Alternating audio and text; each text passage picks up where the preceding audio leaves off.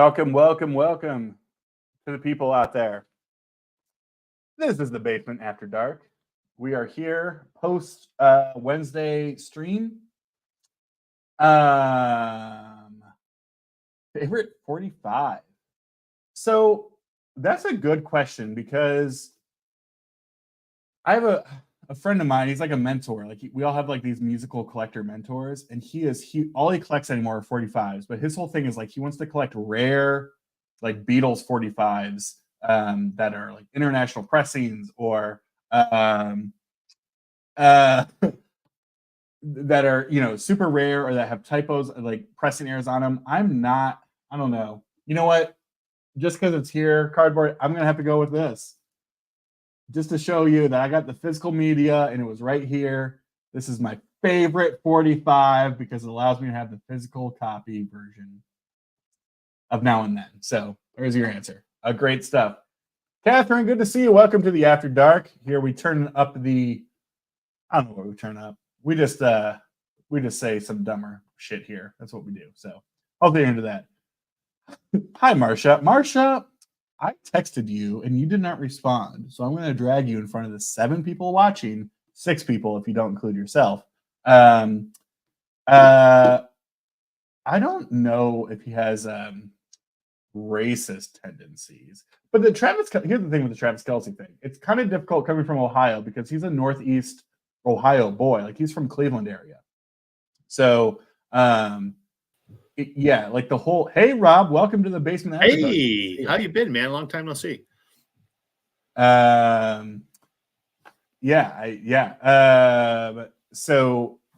don't know that has that tendencies, but again, Travis Kelce's from Ohio, so there's a lot of Ohio pride. He went to the University of Cincinnati, and I don't have a problem with Travis Kelce. I start questioning people.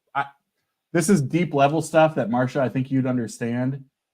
Is that here's the thing: is like the basic person's interpretation of how healthy relationships should work. It's like we look to like famous people and ask them to model that, and then we try to say, "Oh, we want that," and yet we have no idea what goes on in their lives for real.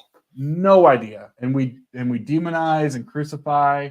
And listen, and all those things. You know what? I love Taylor, and I think she's good for football and all of that. But we have an unhealthy preoccupation. Who gives a shit what she does in her own spare time? And who gives a shit who she's dating? And who gives a shit about Travis Kelce? And who gives a shit about her, to be quite honest? Just, it kind of comes back to what I said about Bono. Just make some music. Yeah. No, right? We are celebrity obsessed in this culture. Yeah, that's the move, Marsha. I mean, correct. My text message to you did not require a response. I appreciate you just blasting me in front of the hundreds of people watching on YouTube right now. Thank you so much. That's all right. From Reddit. Carbohydrate says, "Hey, Alex, I got a question. Why did you end the last After Dark stream?" Yeah, Friday.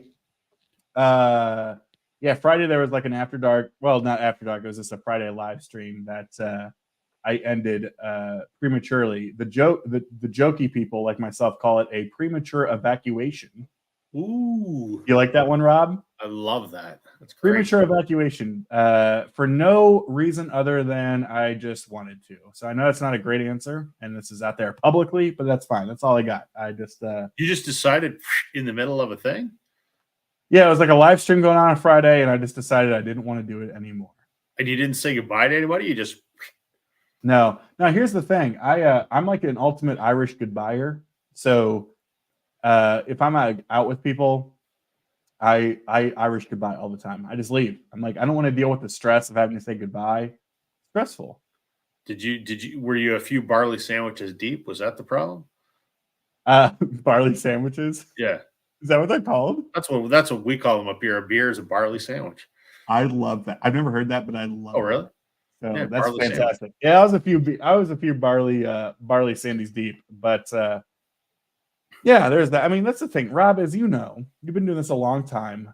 To the expert, it's like I'm still new. I'm still figuring this whole thing out, and I think I have entered the world of live streaming very early. And I think there's just a lot for me personally to learn about doing this. I'm not gonna say the right way because that's not there's not There's no right way. but you learn quickly about certain things. And so I look, I am a flawed man and trying to figure it out, right? Like I know Trevor was there. He was a part of it. Like I like to say it was like a Y2K thing. I was like, look, man, the stream ended. It just gone. It just went away. I love that. Just Yeah. Well, sorry, John. I apologize. Again, I like to picture myself as being in the being at the bar and not wanting to say goodbye to people. So that should just be your new thing, man. Every time you host a live stream, you just yeah. I mean, do people actually feel disrespected? And then people won't know when it's coming. It'd be great. Like you could cut me off right now. Yeah, I mean, you don't know when it's coming, right? Yeah, it's awesome. And look, I'm glad you're over it, John, because I would be the first to tell you that I am not somebody worth worrying, worth stressing about. So there's that. Rob, since you're here, a question for you: do you have any other artists or albums on your list that we didn't talk about during our stream? No, I mean that was it that I had pulled. I mean, we'd sort of talked beforehand. I mean, a prime example. I mean, there are people that are assholes. That's one thing. But I mean, Kid Rock is another one. I mean, I joke about him being a prog artist, but I mean, he's pretty divisive. Aside from the fact that he's an asshole, yeah. And you can like the rap shit or not like the rap shit, but look at and I'm not a fan. I'm not a fan. But he did a Southern rock album called Born Free, and he legitimately tried to make a Southern rock album. And they did another album called Rebel Soul. And like he's legitimately trying. And there's a lot of people that are just like, nah, he fucking sucks because it's fucking Kid Rock. And he's a rapper trying to make a Southern rock album.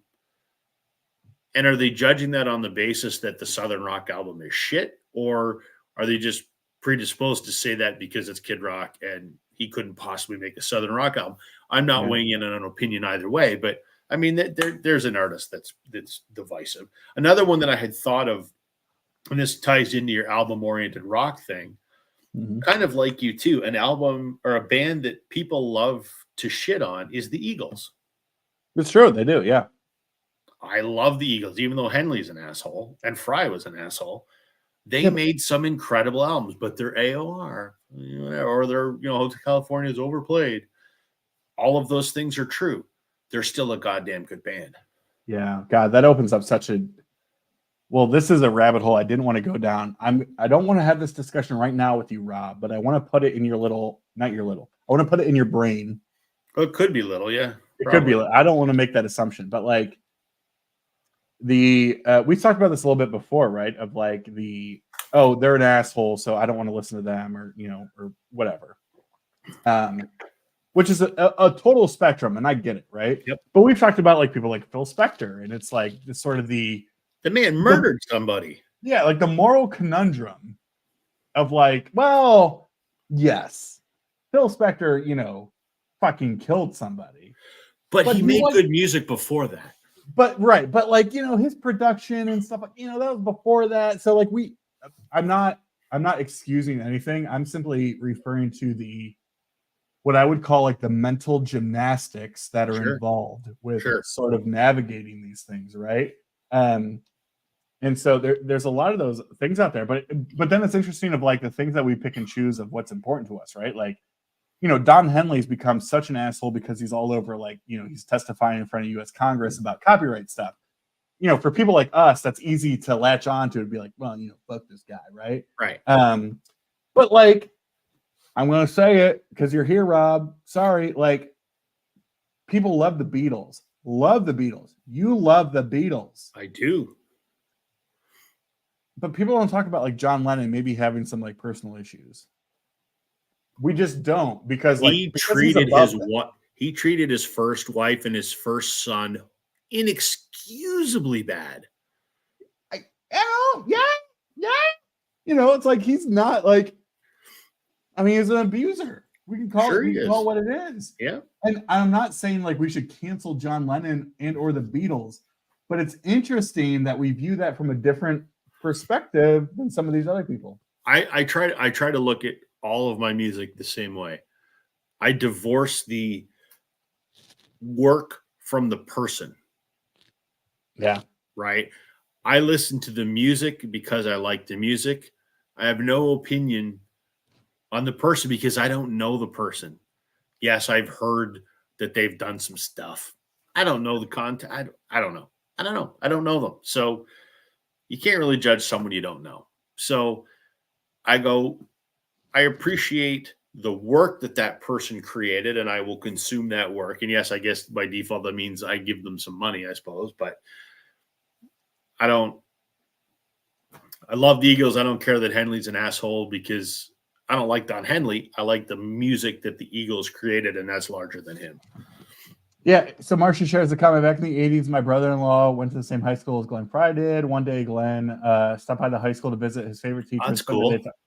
Yeah, and it's like, I could totally see that. It's like, okay. How do I say this in a way that does not sound like I'm excusing bad behavior?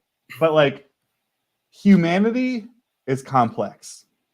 And there are really nice things that people do and some really poor things that people do. And this whole thing that we're trying to do is very difficult and complicated and complex, and we're trying to figure it out.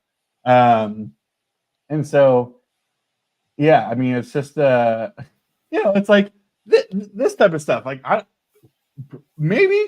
I don't actually know. Who knows? Who knows? But like, that is God, this sounds terrible, but like, the reality is that a lot of, whether they're rock stars or movie stars or whatever, that was not an uncommon thing, right? Like, very few people hesitate glorifying Miles Davis as the greatest jazz musician and maybe one of the greatest musician of all time. And he was a notorious wife beater. Terrible, right? Like, awful. And it's interesting that we apply a different litmus test to him than we apply to people who are testifying in front of Congress about why they want to protect their art. Look at somebody like Chuck Berry, regarded as kind of one of the godfathers of rock and roll. The man was arrested for putting video cameras in women's washrooms. Like, you think about, would we associate with these people if we knew these people take the music part out of it? If you knew someone in your life that did that, would you associate with them? I sure shit wouldn't. Yeah, I mean, and the examples are coming in, right? Like, and that's the question, Marcia. It's less to me about who we do. To me, it's like it's the processing, right? Like, why do we do this, right? Like, I mean, Jerry Lee Lewis, the classic example of I joke. It's not a good joke. It's a terrible joke. But like, what's worse? Like, the fact that he married his cousin, or that she was 13. It's like, but it's like, that's the problem, right? Like, I mean, example. There's so many of them, right? Like, I want to. Me personally, I'm like trying to be careful because I don't want to normalize these things. Unfortunately, they're far more normal than they should be, and it's ridiculous. I think for me, it's like, we have tried to, and this actually kind of ties back into the Taylor Swift thing, to be honest with you, right? Is like, she could beat me if she wanted to. That'd be okay. You're on the After Dark. You can say that, Rob. Any way she wants. Like, we have tried our best to humanize our idols, because that is our way of making them seem more human so that we can connect with them. Right. And we get into some trouble internally when we're like, wait, I idolize this person because they're such a good singer, songwriter, guitarist, comedian, actor, whatever. And then we start having struggles when we're like, wait, that's not what I believe in. I would never do that. And it's just and that's why I always try to catch myself before, like, falling in love with, we talk about all the time. Me, Jason, and Sam are all huge Seinfeld fans. I love Seinfeld. Why am I not included in this conversation? It's like 80% of our conversations are Seinfeld references. No soup for you. I've seen Jerry live. He's amazing. But like Jerry Seinfeld has a whole story about like dating a 16-year-old or 17-year-old or whatever. Prince, the Untouchable. We love Prince, a brilliant genius. I think one of the biggest geniuses ever. Same thing, was inviting 14-year-olds on his tour bus. Let me play devil's advocate for a second. Not that these multi-million-dollar assholes need defending, but flip it around and think about this. You're somebody.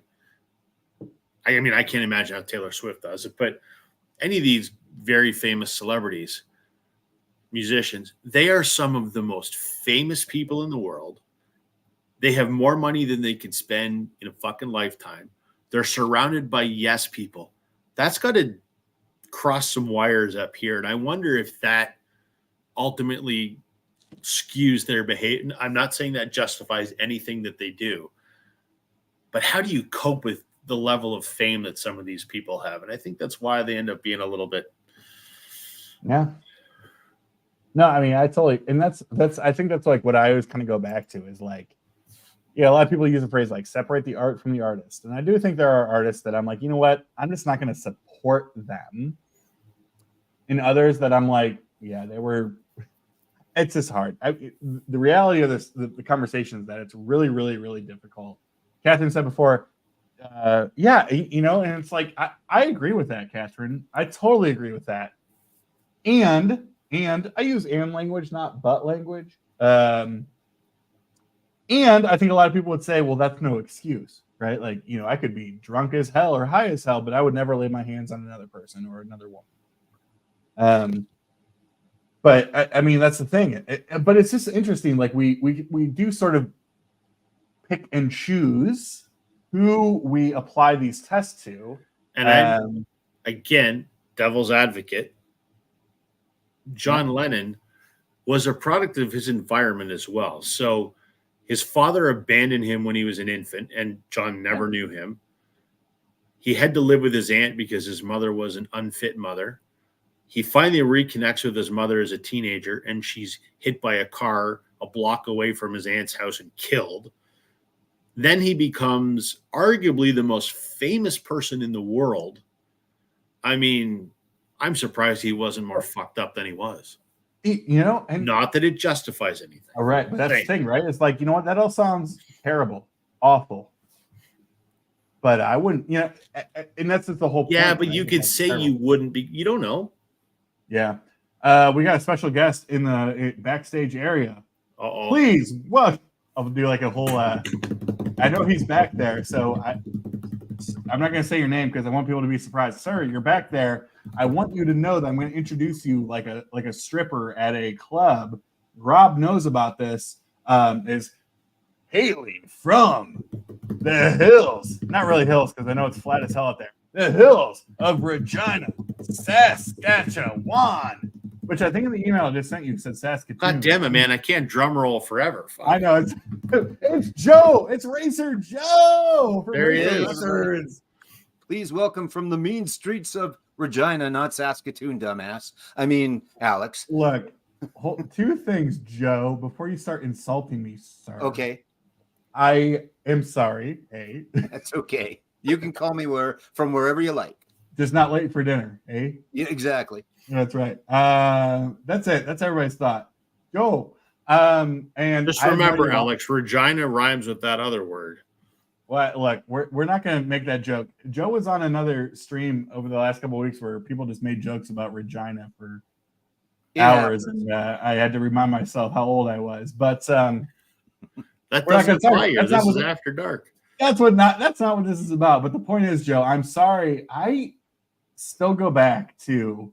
I've said this before. One of my favorite singer-songwriters, artists of all time is Warren Zevon. Great song. Joe, you would probably love it, honestly. Rob, probably not so much. Just, whatever. Called Hit Somebody. And it's a hockey song, and it's just like a 4-minute Warren Zevon song about a goon from Saskatoon who all he wanted to ever do was score a goal, and he couldn't because he was the goon. He was the enforcer. That's all his job was to, back up the forwards and star players. but there's a line in there about how he came from Saskatoon, and every time I just hear Saskatoon is just imprinted in my mind because I love Warren Zevon so much. That and the reference in Slapshot, right? The one guy Right. in the fashion show from Moose Jaw, Saskatchewan. Yeah. Yep. Oh, from Moose Jaw, yeah. Now Trevor, which I think is the greatest place name ever. Let's call it Moose Jaw. Love it. It's pretty good. It really is. It's a cool little town too, actually. It's so okay. so Trevor's out there. Trevor, I want your opinion on this. And Trevor, if you're interested in joining us this evening, let me know. We'll make sure we'll get you a link. Okay. You're one of the only people out there that I'm like, Trevor could relate to this because we came from Rob's channel. Rob, the weekly weekly topic was about, divisive or divisive. The academics will call it divisive. Albums or polarizing artists and everywhere in between. And Trevor, this is for you. This is an interesting one because they sort of came out originally a number of years ago as like the new great amazing metal band. They were the metal band that everybody loved. Guy came out in full face paint. He was like portraying a character. It was like, Kiss was, one of the originators, and then you had like King Diamond later, and then this guy comes out. And I remember him coming out with what's the gosh, I'm Catholic, so the Catholic people are gonna kill me. The Catholic Church swinging thing. I don't know if you know. It doesn't matter. The Catholic Church what thing? Swinging thing. You have like the swinging smoke thing. Oh, yeah. I don't know. The swinging smoke ball. Just call it the swinging smoke ball. That's what it's called. Oh, there you go. The swinging smoke ball. Sure. And everybody was like blown away with this band. And they're like, this is the heaviest, creepiest band I've ever seen ever. And everybody loved them after their first album. And then that was kind of it. The Incense. Thank you, Jason. It's The Incense. Sure. And then they released a bunch of other records. And now they've sort of become this like band that people like to laugh at. And I don't know why, because they're not metal. They're by no means heavy. They're pop hard rock, amazing hooks. They give sort of their throwback to like the late 80s, a lot of Def Leppard influences. In fact, they had a collaboration with Def Leppard. Okay, listen. It's interesting. I haven't even given the band name yet, Trevor, and you know who I'm talking about. We can see the album. Well, you're taking forever, man. Spit it out. It's my stream. We're talking about Ghost. Have y'all listened to Ghost? Yeah, I like Ghost. I like Square Hammer and all that stuff, and they've got a killer version of It's a Sin by the Pet Shop Boys. They do great covers. Yeah, they do great covers. Yeah. And I don't think anybody would doubt their musical capabilities or influences. I think it's like one of those like misconception things, right? Like when they came out, because of like the face paint and all that kind of stuff, people thought they were going to be so much heavier than what they were. And I'm like, these guys are they're like a pop rock band. I mean, the hooks are out of hooks galore. Great songwriting. They're not heavy from what we know. I mean, it's kind of wild. And Dance with Bob, Scout, what's up, brother? And you know what I say about Ghost? Call the Ghostbusters. Who you gonna call? I love that. Let's see So, what else. Yeah. If Scott wants to come on, I don't think you guys were around last night, but get him to tell his Bruce Springsteen story. It's one of the best stories ever, and he told it last night. Him and I and a couple others were hanging out. Y'all were on Music Talk. You were on John's channel, yeah? Yeah, on John's. Yeah, that's right. Yep. Yeah.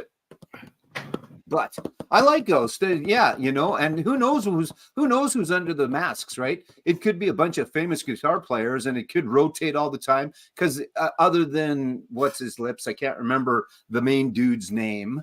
But all the guitar players are always wearing their masks, right? So it could be anybody under there. That's the thing, and I think a lot of people in the biz are like, these guys are expert musicians, right? Like, there's been a lot of rumors about who these people could be because of these reasons. Yeah, I love them. I mean, I think they're great, and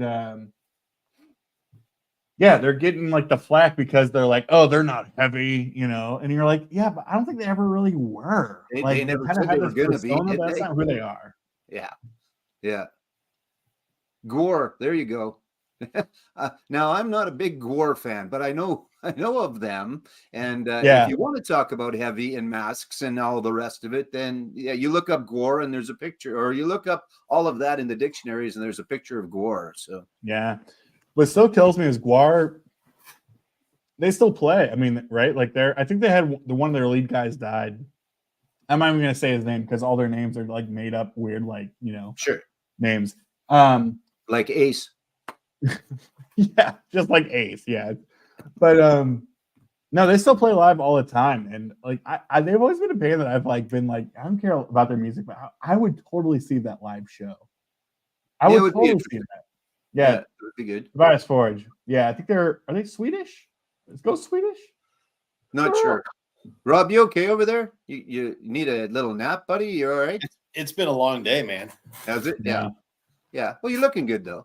Well, I got to work for a living too, right? So, Now, Rob, hold on, I gotta make this a little bit. Is that? Let's talk about that hoodie. Would you? I can't tell from here. Would you call that red, or would you call that salmon? A little coral? What do you got here? This is red. It's like a faded red. Okay. Some people call salmon. Yeah, it's kind of a faded red. It is from my alma mater, the University of Guelph, and the colors are red and gold and black. Pretty good signing for the Jays the other day. The kid's name escapes me, but that's a good thing, right? The guy from Boston. His name. The guy from Boston. Yeah. The guy with the red beard. Yeah, it's about the only bat we've signed this off season. So yeah, and Vladdy's on the cover of the show 2024. So I don't know if that's good or bad. Well, that's he's saying this is going to be our year. And I go, well, you haven't produced in the last two, Vladdy, so you better get off your ass. Yeah. But that's not why we're here. But we can have that conversation. As we know, the Canadians own like 76% of the VC. So, and it's only 15 days until catchers and pitchers report for spring training. God, cool. I know a lot of people talk about it, but I don't mind baseball. 162 games. Love it. A lot of games. I drove right by the Rogers Center today because I was downtown Toronto, which I friggin' hate because traffic down there sucks. I keep meaning to dig it out. I got an autographed big poster of Kelly Gruber that my wife got forever ago. He was in town doing something, and she was driving him around and showing him around. So here, have this picture, and it's this nice big poster, and he signed it and stuff. So it's cool. You can't see it, but just on the other side of my, and I'm going to do a room tour video in a week or so. I have a seat from the Sky Dome sitting over there. Yeah, and I got a game worn Ryan Goins jersey, who was our second baseman like 5-6 years ago. That's awesome. Yeah, I got some new records I want to show you guys. Hold on. All right, show us, Joe. What do you got? I gotta get them. I don't think Joe, the man who everybody's like, we love Joe, but we love his room more. We love his room more. It's like we love that. Yeah. It's a fun place. You guys got to come and hang out sometime. I know it means coming to Saskatchewan, but you should have come. You got to come. Yeah, because you're in Saskatoon, right, Joe? Yeah, that's right. Yeah. Go to Saskatoon, Alex, and we'll meet up. Anyway. I've flown over it many times. A buddy of mine, Alex is his name. He's around 33 or so. He was a friend of my son's and has become a good friend of mine. My place was always the place where everybody would come and hang out. So we've become friends along the way. And anyway, he is a big fan of this band, him. And I'm not sure how many are familiar with him. They're from, I should know this because they're Scandinavian, as we were talking about Ghost. I know. Let me see, because I should remember, but I don't. Please hold. Good story. Looking up where they're from. I didn't have any Finnish. They are from Finland. There you go. So I didn't have any till today, but I don't know why this guy had them. But anyway, so I got like all five, all the first five or whatever. But you just dove in big time. Yeah, exactly. Well, Alex is always, you should start listening to them, and it's pretty good. I listened to just a little bit of one of them, and there's even a couple of 2 different colored variants, and there was a box set that came with it and stuff like that. But so it's kind of cool. They're I don't know if you would compare them to Ghost, but they're kind of a progressive metal, poppy, They're good. The little bit that I've listened to them, and I should have listened to them a long time ago on recommendation from Alex, because everybody named Alex knows what the hell they're talking about. But here's the problem: is like you're talking about, 33. I'm 33. I'm Alex. Did you also say he was like a fat, lonely guy in Columbus? Because that's all for me. No. He's a skinny, tall kid from. Oh no, completely different guy. Completely different. Anyway, that's just some cool stuff that I got a bunch of other ones, but these were the kind of the cool ones. So I don't know if there's any him fans in the audience or not. But what kind of music, Joe? They recommend, or they don't recommend. What do they call them?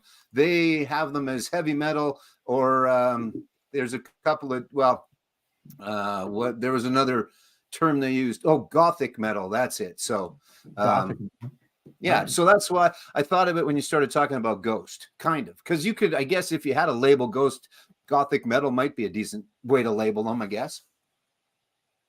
They got a female singer? Nope. He just looks like it. Okay, just like me. He's very dainty like me. Anyway, no, they don't. Unless they did at some point, but I don't believe they did. So, all right. Well, hey, welcome to Showgirls 3. Please welcome to the stage, coming from the South. I don't forget where he is from. I feel like it's like Florida somewhere. A new fan of the show and one of my favorite people ever. Please welcome to the stage, Scott from DJ Vinyl Vertigo. Yay! Go, That's Scott. it? That's Hey, all you guys. got? Oh, he's listening. He's listening to the feed. I'm sleepy. Oh, come on. Wake your ass up. Scott, do you know Hello. Rob? Yeah, we met on I've seen Ralph around before. John's thing the other Yeah. night or something, or maybe it was. I don't Yeah, know. that's right. That's right. It was John. Somebody. It was John's stream. Yeah. Yeah. Saying you smart man. Working go, on yeah. working on my radio show for tomorrow. So I'm just like, I'm worn out listening to music. So you guys Okay. are sounding good tonight. Oh, I thanks, man. suggested you tell your Bruce Springsteen story. There's a couple maybe that heard it last night, but I thought about that today and I smiled, man. I thought that is a fantastic story. And Rob Yeah, is fresh into Bruce, so. It was back in the 80s. It was like actually 1988. And I had just gotten a job. Singing for this guy called Hiromi Go in Japan. I had just gotten the tour, just got the call from the management, and I was really excited. I was coming out of work, and I was like really excited. And I'm walking down Greenwich Street in Manhattan, and who do I see but Bruce Springsteen standing outside a store with like packages. He was holding stuff for Patty. I guess she was shopping inside. Wow. And I saw him, and I just said, I can't believe my day. I just get this job. I'm looking at Bruce Springsteen. I go over there and I punch him in the shoulder. What's just Bruce Springsteen? Go, Bruce. Like, hey, guy. And he like looks at me like, whoa, But then he realized that I wasn't trying to harm him or anything like that. So we just started talking. I told him why I did it. I was like, I'm so sorry. I'm like really excited. I just found out I got a job touring in Japan and over. So he started giving me some advice. And the main advice he gave me was don't party. He goes, do what they tell you, stay in your hotel room, don't party, because they'll send you on a plane home. So he had a very good work. He has a very good work ethic. So it was good advice. It was good advice. I thought that was the greatest. Yeah, I hope he feels better soon. I know he's had some health issues, and here in Columbus, he's rescheduled. He's postponed and rescheduled his show here in Columbus like 3 or 4 times. It just keeps getting pushed back. Yeah. Damn.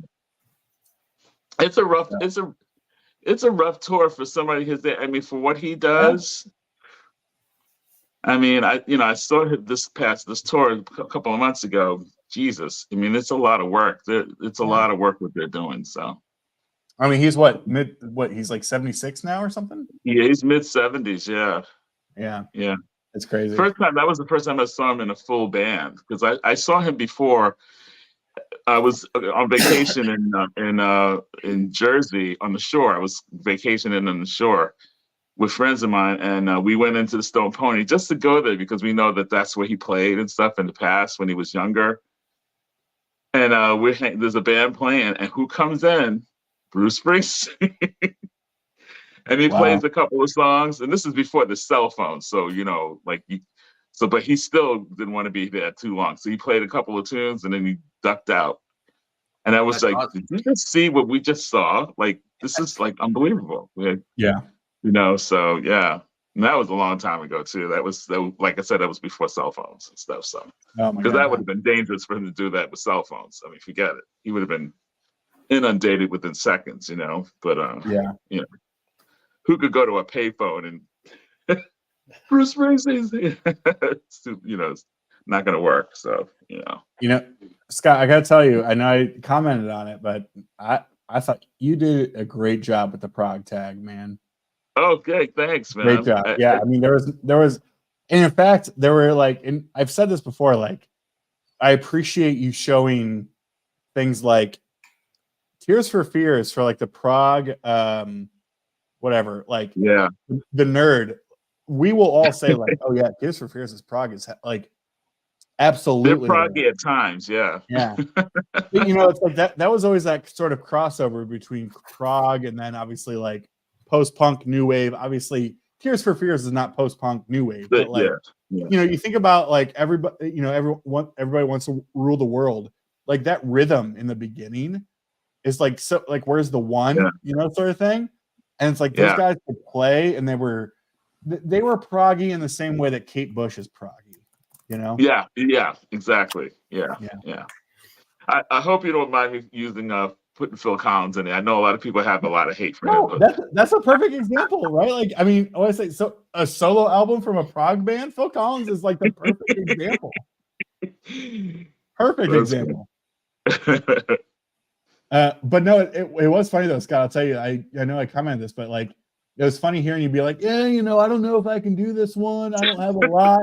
And then at the end, you're like, oh, one of my favorite albums of all time, UK. And I'm like, this motherfucker, he's a nerd. He's a nerd like the rest of us. Like he knows. Man, I love you. Yes. There are three very good prog tags on the screen right now, and one dumbass that hasn't done one yet because he hasn't gotten quite around to it. He doesn't do a lot of videos though, so. You're right. Yeah, Joe, we got to catch you when you're feeling motivated. I'm trying. I still got your Elements tag going, trying to figure that out. Not trying to figure it out, just need to post it. Yeah, I know Rob's waiting. Rob's waiting for my Easter tag. Spell Easter. Fuck that. Good Lord, man. Go ahead. Oh, he's frozen. Who's frozen? Scott. Yeah. He's frozen. There he is. Oh, frozen again. What is he showing? I just look frozen. Phil's great. I've showed on my channel a couple times. Yeah, Phil went very poppy as the Genesis in the 80s, but like obviously, Phil's stuff with early Genesis is outstanding. No. Scott? Yeah. Scott? Yeah, he froze up a little last night too, so he'll be back. He'll be back. So what were the main divisive albums from earlier? I was not able to get on till near the end. Yeah. Well, Sam went all Bob Dylan. Yeah. Which was my recommendation, I will say. I put it to him as a semi joke of like, dude, you could just do, like Bob Goes Electric, Bob Goes Country, Bob Goes Crooner, Bob Goes Jesus. Which Bob is what Sam did. Yeah. And he did? Yeah. It was still my idea. I showed Pink Floyd Final Cut. Sure. Yeah. I can see that one. I know Rob might be trying to show it, but it was kind of part of my list from like it's just hard. Like, I don't feel this way, but U2 has become very polarizing. Yeah, we had that conversation. I showed that U2 record. See, I wouldn't think Rattlin', I'm pointing that way. I wouldn't think Rattlin' Hum. I think that one actually gets a pass from even the people that don't like. Does it not? Maybe not. No, obviously. There's a lot of people that feel that it's a very disjointed, discombobulated album. Yeah. Really? Yeah. And I'll say too, Joe, me showing Rattlin' Hum is because this is the latest U2 record I have. Okay. So more or less showing them as an artist, because like I said to Rob before, like U2's become it's become cool to hate them, right? Like, oh, fuck U2, fuck Bono, you know, like all that kind of stuff, right? Yeah. Okay. Which I get. I just haven't heard that lots, but I don't have any friends except for you guys. So yeah, I mean, I get that, and I think that has it not calmed down a little bit though, Rob? Like I know it was pretty big. I mean, there was the phone thing, and before that, it was all the Bono stuff that Bono did, which is good I mean, there are some good qualities to the things that he did, just maybe the way he did it. So I don't know. It seemed like it calmed down, and when I saw them in Vegas, there wasn't a word of politics in that entire set, and I don't think that's been a thing. The point that I made with respect to U2, and the reason I showed Pop, is with a lot of people, there's sort of a demarcation point. Pop is the album that a lot of people went, I'm off the U2 train now. And some would even say, you know, Octung Baby or Zooropa. I love Octung Baby. I appreciate Zooropa, although I don't really like it. But a lot of people, when Pop came along, they went, I'm done, and they've never come back. So that's kind of why I showed that, because it's the reason a lot of people cite for not liking U2, and they said that's when their music went to shit. I don't think it's that simple, but that seems to be the kind of the watershed. That's the line. Yeah. Sure. Yeah. Hold on. Sound check. Octung Scott, Baby's how you doing over my there? last Okay? favorite record. I'm all right for now. Just for a few minutes. I think my modem's acting weird. So, but Octung Baby was my last favorite record of theirs. Yeah. After I bought everything else, but I still don't go to those other ones. Yeah. Just Octung Baby is my last. Everything that and earlier, you know. Yeah, and that was the point that I made, that a lot of people feel that way. But I don't hate on them. A lot of people feel that way. That it was the prime, Yeah. and it was the prime of their career. Sure, I like all the modern stuff too, but Homer, I'll put this out. Yeah, I mean, it was funny. So I a semi-regular, I'll call myself, for any progressive rock fans out there. Actually, you might appreciate this, Rob, just because you were one of the ones who told me, you're like, just email the guy, who cares? But the last couple of weeks, I've been on the Prog Corners live stream on Sundays. And this coming Sunday is a countdown of the top 10 Dream Theater songs. Dream Theater, many people may not know, but they're my favorite band of all time. And we're counting down our top 10 favorite Dream Theater songs. And I don't do shorts a lot, but I kind of do shorts as like a teaser or a preview of something coming later. And so I did like a flip through of my Dream Theater vinyl collection. And they're not a vinyl band. I mean, it's like their big record that everybody loves came, it's like 92. So they're not a vinyl band, but I was kind of flipping through these things and I was like, Jesus, you had a lot of Dream Theater shit, you nerd. So that short picked up some steam early, Rob. Oddly enough, it was like 300 views in like the first like hour. I was like, nice. Wow. So yeah, actually great. To your point, Homer, I don't know. I don't know if that's a mispress. I'm curious what that is. If you don't mind sharing below, I don't know what the mispress is. If it's like a labeled as like 2 side A's or whatever. I'm not sure if I know that, but the only thing I'm missing is Train of Thought, which is like $150 record. And so that's evident by hearing you talk quite often. Okay, sir. You know what? You know what, Rob? You're muted. Rob's muted. You can just unmute yourself. It's fine. But that's a warning. I don't have Train of Thought yet. It's a $150 record. So yeah. That's probably fair. Yeah, Sam is a bit of a Bob. I do well. Yes, obviously we would always love Glenn to be at the streams, but I would have loved to see Glenn and Sam kind of go back and forth about Bob. I know you would have loved to see that too, Rob. You love Bob. I think we had enough Dylan in that conversation to last me for about the next year and a half. Yeah, you'll be all right. We won't talk about that for a while. Fun to hate, yeah. Yeah. We love to hate them, yeah. Yeah, you too. A lot of stuff. Oh yeah, nice one. Trevor says racer. Well, Oh, interesting. Yeah, I mean they're not easy to find. I remember buying Chains actually in a record store. Like it was just there, and $30 or whatever. Yeah, I'll say this, man. I those lost not forgotten ones. Sorry for all the millions of Dream Theater fans out there. I ordered a lot of the early ones because I thought they would be like limited edition rarities. And then it turns out that all of them are now just on Amazon for like half off. So joke's on me, but that's how life works. BC Thunderdome's in the house. Hello, all. Good to see you. Besides, hey, fellers. What's happening? I'll have to look into that, Homer. I'm actually not sure. I'll check that. Thanks for that. That's cool. I love that type of stuff. So that's really cool.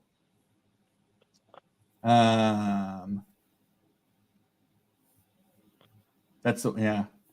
I don't know. I think the mispress stuff is cool, right? Like there's some cool.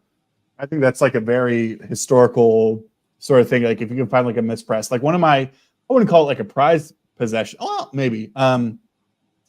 What's the Pink Floyd? Was it shoot? What's the comp they put out that includes Piper at the Gates of Dawn and Saucer Full of Secrets called? Was it two of something pair or yeah, it's like two of a perfect pair or a perfect pair or something. Yeah, it's got the titties.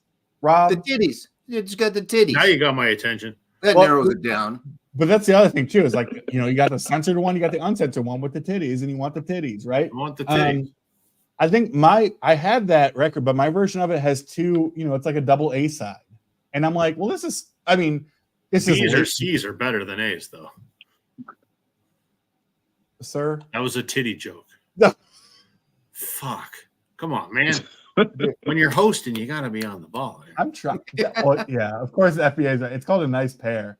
I don't know why I was like perfect pair. Oh, I was probably thinking of King Crimson in the 80s, but I think my nice pair copy, the labels are wrong. It has like a double A side. I think it's cool. It's like it's not worth anything. I just think it's cool. I don't have an opinion on this. But it looks good. Yeah, I mean, I think everybody loves the OBs or whatever, but I don't have an opinion on how they sound. I have a Thin Lizzy's greatest hits that it has both. It's supposed to be a double album, and it has a couple of the same of the first album, which kind of sucks. But yeah, that's not really a misprint as much as it's a mispack, I suppose. I mean, and that's a tough band to do a greatest hits, right? I mean, they had. Yeah, I love Thin Lizzy, but they're not a hits band. Yeah, it's not aptly named. No. It should be more like the best of, right? I think there's certain bands that will do that. They'll call it the best of. They won't call it a greatest hits because they know they didn't have hits. But it's their choices, I guess. Best tracks. Yeah, the best tracks. Yeah. Well, I'm going to show this really quick because then this question came up. I know all music reviews. Big prog guy. Huge prog guy. I know he's a Dream Theater guy, and obviously Homer's a Dream Theater guy. One of the things I pulled for Rob's stream earlier that I didn't show because nobody cares about it, but now that you two are here, I'm going to show it. I care about it. I'm a big prog guy.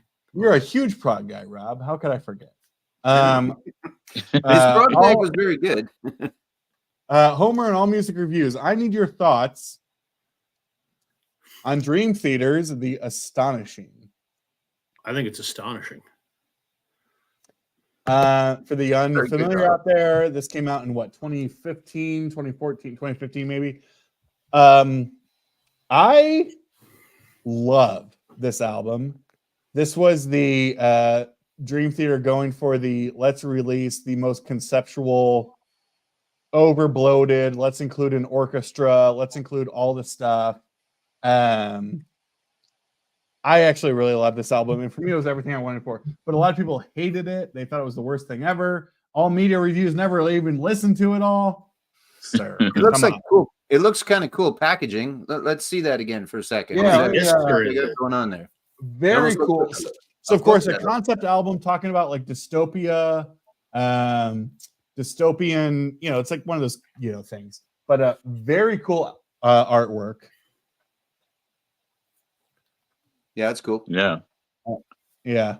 Very cool artwork. I believe they call them the Nomads. Okay, and they're the it's just one of those cheese. Here's the thing, it's ultimate cheese. But you know what? I fucking love cheese. You know what I mean? Like people who call things cheesy, I'm like, look, if you could add more cheese, you always would. So I'm all in on the cheese. Right? Yeah. Listen, he's right. He's right. It's filled with Disney style ballads, but I never bothered by it. Yeah, I mean that's the thing. Like, it's a full orchestra. This is one studio. It's 4 LPs at 33 RPM. I mean, it's like a 2.5, 3 hour record. Yeah. Dan, I have. Yeah, I mean those original. Go ahead, Scott. I'm showing my ignorance here. Is the band Lake considered prog or no? The band who? You know the band I'm talking about? Lake? Lake? Mm-hmm. Like a body body of of water? Lake. I've never heard of Lake. It was out around the time of Kansas and all that stuff. Oh, more of a They're pond a kind of European guy. I don't know band. Lake. No. Lake, okay. I used Thanks, to like Rob. it back in the day. I've never heard it. Yeah. I gotta Dan, look it up and see. Lake sounds good, but yeah. Wait, Lake's but Lake? I had it at one point, and I don't remember if I listened and it didn't work for me or not. But I know who you're talking about, and in fact, somebody just showed it in something. I'm not sure. Really? Who bought it? Yeah, it might have been Steve from All the World's a Stage. He might have showed it in something. This songs are kind of epic sounding. Yeah. Yeah. The songs were kind of epic is sounding, and that cool. made me think of Prague. So Yeah. Yeah. Jason's smarter than all of us, is what he's saying. Well, yeah, we knew that. Jason, aren't you supposed to be cooking supper? What are you doing, man? No, not that. Dan knows everything though. Was it stylized like that, Scott? All caps? They had like illustrations like of a cat walking around in a sink with dishes and stuff. It was kind of weird. It almost looked like it was John like obviously cartoon Googled covers. it. He's got an explanation there. Yeah. All right, guest DJs, talk amongst yourselves. Oh, Okay. where'd our Well, fearless leader go? Yeah, fearless leader. So, Scott, you said you have your show tomorrow, right? Yeah. I'm trying to figure out how to fit some stuff in. I'm going to see a concert tomorrow. This guy named John Moreland. He's an Americana artist, and Yeah. I'm trying to fit his songs into my sets and stuff. So, Cool. yeah, he's really good singer-songwriter. He's like morbidly obese, and he's got this really deep, heavy voice, and songs are very much like Jason Isbell, that kind of stuff. He's really good. Cool. Yeah, so That'll be good. it's gonna be a long day tomorrow. It's a good day, though. A good day is never a long day, right? Yeah, it's just been sometimes it's hard when you're trying to put these shows together after working all day. It's like, oh man, I love listening to music, but when I'm tired, it's like, oh, it becomes kind of work a little bit. But you want to put a good product together for the next day. So I'm going to be up for a while. You know. Yeah. No. Yeah. Well, that's all right. But you're feeling better as well. I think there's lots of people in here that want to maybe know you're feeling okay. Yeah. Totally off oxygen. I lost about almost 40 pounds, and I'm feeling good. Really energized. Not right now, but I mean normally energized. Yeah.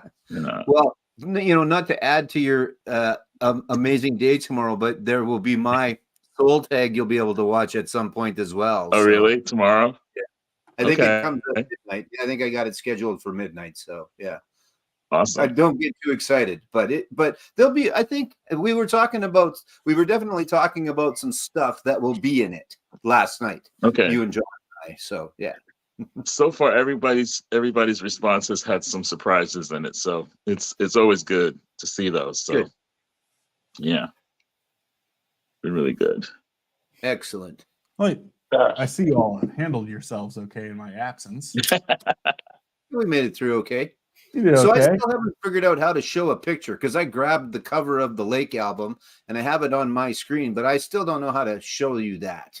Well, That's I got it really in my good. private chat, assuming that's what it was. What you got to do, Joe, is at the bottom, you got to click present down at the bottom, and then Alex has to add you to the stage. Yeah, and I thought I tried that, but maybe not. There, okay, there. So it's there Yeah. Uh-huh. now. There. That's the one, That's right, it. Scott? Yeah. So that's their first album. And according to Discogs, if we can believe the genres or the styles that they put up, it says rock and pop rock from 1977. So Okay. Yeah. Not Prague then.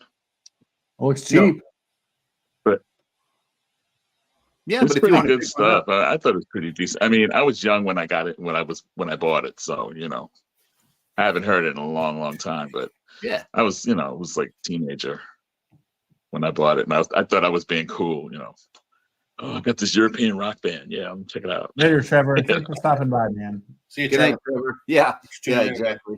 Just a note, it's 8 p.m. Trevor's time. So Just to clarify, it's 8 and he's tired and going to bed, is what you're saying? he does have he wakes up like 2 a.m. So I'll give him that. Well, then, yeah, that's fair. Yeah. That's fair. But still, I mean, what, rest for your job or hang out with us? I mean, the choice is easy for me. So. Exactly. Exactly. I'm young and I'm still here. Joe, what you got coming on your channel, man? Same old. Just I do actually have my soul tag. That's tomorrow. So I hope that Scott enjoys that. It was a little easier. Calling it easier to do than I thought it would is not the right way of putting it. I wanted to do it justice. That's like I haven't done yours because I want to do it justice. But I guess whatever it is my form of justice. And I haven't done Sam's Right. either. So there's a couple that there's a couple I gotta do still. But so that New Fast 5 on Friday. A few more people are watching that, playing along, which is kind of cool. And and then I think next week Those are I fun. think we can talk a little bit about we're going to go live on Tuesday nights, and hopefully you guys at the top are going to be able to join me this coming Tuesday. Absolutely. We're going to do a little live show about the bands that we've seen. We're going to start off with a little something special. And then, we're going to have a show every Tuesday night for an hour or so. We'll talk about the bands, show some of the records, talk about some of the opening acts that we've seen, whether we've been pleasantly surprised or disappointed by some of the opening acts we've seen. And so that's coming up Tuesdays. That sounds Tuesdays good. Tuesdays at I think, what did I say, guys? 9 Eastern, right? 9 for you guys, 8 for me. Yeah. Sounds right. Okay. Yeah. So that, and hopefully some people will tune in and join in as well. I'll definitely check it out. That's for sure. Yeah. Well, in all the conversations that time. we've had, it always comes, it doesn't always come back to, but a lot of the times we start talking about the shows that we've been to. So instead of, it'll be specifically about that. So cool. I'll jump on next Monday, Joe.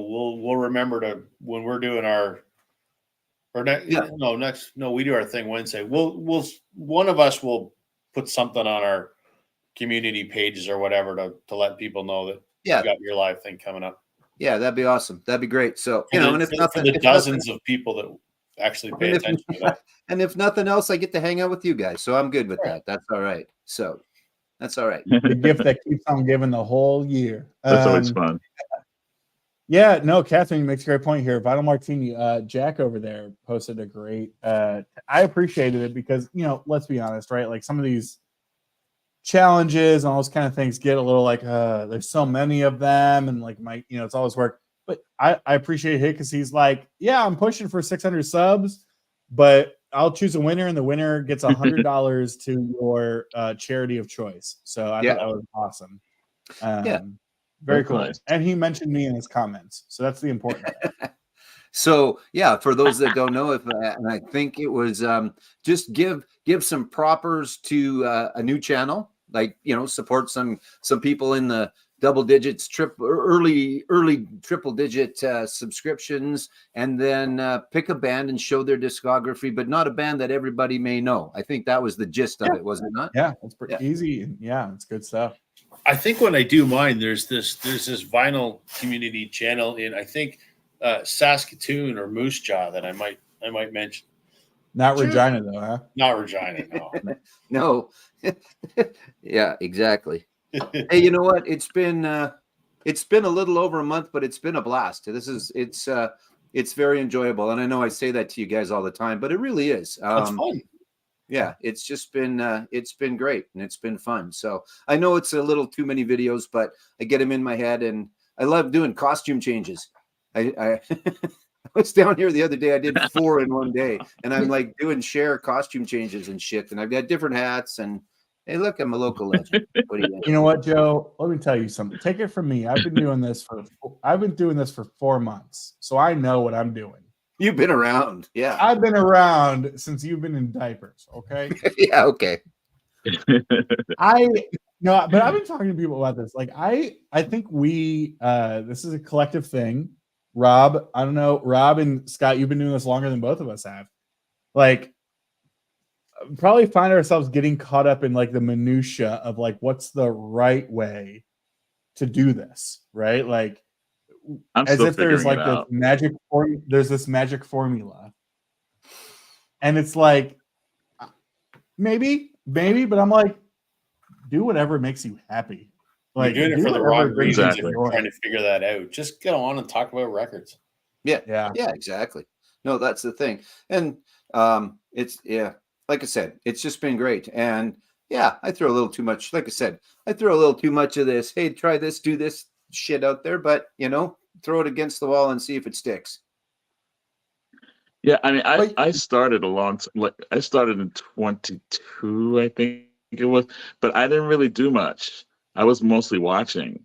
So it's just this past years when I've been really actually doing some stuff, and I was lazy before. I was just watching. But then when I started to get involved with Rachel's Ghost, that's when I really started to. She was encouraging me to you should do videos. You should do video. And I was like, I don't know. I like watching you guys. She goes, no, you should do videos. So I said, okay, I'll do some. And that's how I started doing it. So yeah. I'm in 2 years, little over 2 years now, and it's a video a week every single week for 2 years. And I don't care what the right way to do it is. And I enjoy talking about records with everybody. But for me, I have really enjoyed. I didn't know how to make a video the very first time I did it. And for me, the best part for me has been the skill acquisition. I didn't know how to edit a video. I was terrible on camera. I'm still not very good, but I'm better than I was 2 years ago. Oh, fine. I just enjoy every week just creating this little 10-minute little package. To me, that's been I love doing it. It kind of scratches that creative itch.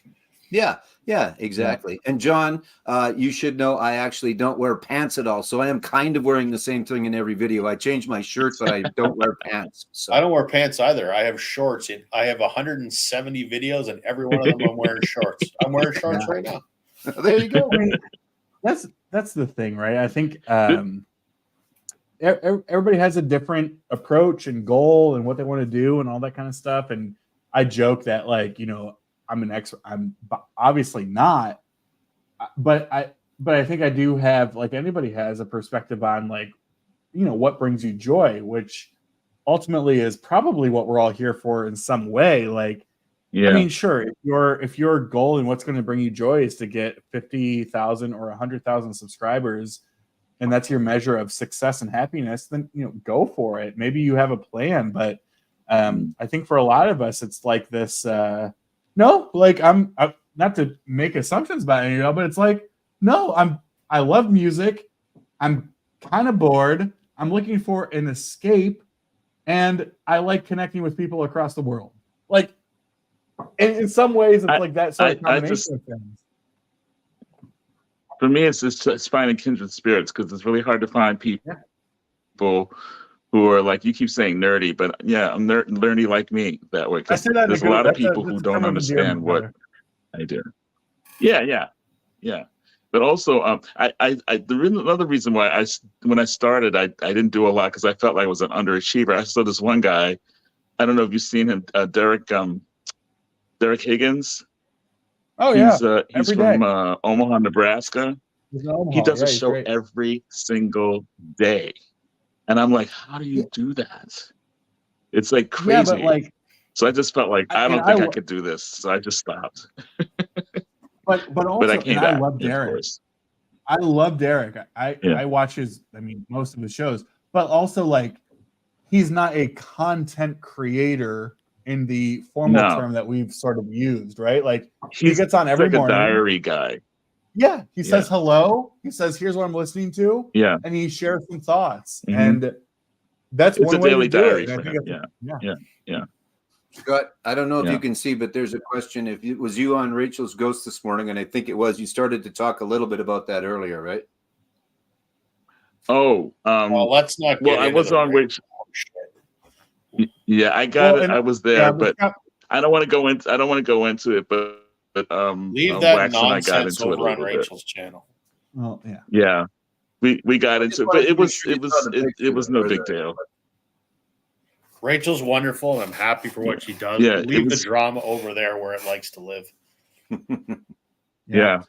No, John's right. Yeah. I mean, and it's like that is a formula that shouldn't work, but it totally does, right? Like when we talk about formulas, like I love that stuff, and that was always kind of my thing. Like people like Rob have asked about like, oh, let's get you a cold opening or whatever, stuff like that, talking about like, and I don't know if I'm ready for that.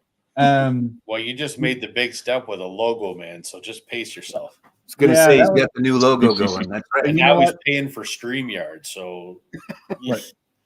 Very little work on my end. I didn't have to do anything. So, but yeah, I mean, right? Like, I think that's kind of it. And I think the other reality too is, and this is no disrespect to anyone anywhere, right? But like, I think the reality is that quote unquote like YouTube success, we hate to call it that, right? Is like, a lot of it is you got to be really freaking lucky. Like you show up at the right time Yeah. with the right video and people hook onto it. I mean, Mhm. there's some people that, that their tag video has 5,000 views. I mean, there's a million viral Yeah. tag videos out there, but some people have like 5,000, and it's not any sort of representation against anybody. It's just sort of the way the internet works, right? Yeah. I mean, not. And what works for somebody, Go ahead, what Scott. works for one person might not work for another person. So Yeah. you got to find your own way. I mean, if we want to talk about success, I mean, the real measure of success, let's be honest, is when a company like Vinyl Storage Solutions pays you a commission on some sales for record sleeves. I'm just saying. Yeah, Rob, you collected Northern 10 is the discount code. So Northern 10 if you're ordering from Northern or yeah, I mean Vinyl really, Storage That was Solutions.ca. Northern 10, right? Northern 10. Yeah. Okay. yeah, that's good for you up there, Joe. Yeah, that's right. Yeah, exactly. Cool. Okay, I want to show another picture because someone. Very I know we try and pay attention a little bit to the folks in the gallery, and someone mentioned Sash Jordan, and I remembered seeing this picture earlier today, and it's very cool. So I thought I would bring it up. So let's see if we can get that to show quickly. It'll only be for and I think it was it Dan? I can't remember who brought up Sash Jordan, but Canadian performer. Rob will know her. But this is what she was in the pinups actually. And Sash Jordan, more notably, I guess, Taylor Hawkins. She was Taylor Hawkins' lead singer. That's not true. Yep. He was her drummer actually. Yep. So yeah, but that's her back in. That's her back with the pinups. So yeah, That's awesome. yeah.